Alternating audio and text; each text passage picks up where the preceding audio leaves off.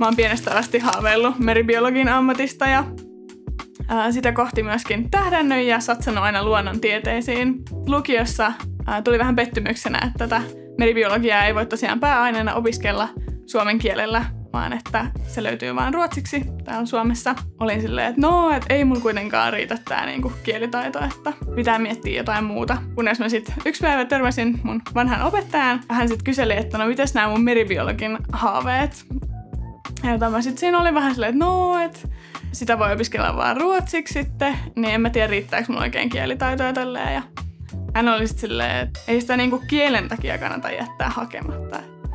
Ja mä menin sitten kotiin ja aihetta vähän mehustelin ja ilmoitin sitten vanhemmille, että nyt mulla on suunnitelma, että nyt mä satsaan tähän ruotsin kieleen ja haen opiskelemaan ruotsin kielellä meribiologiaa.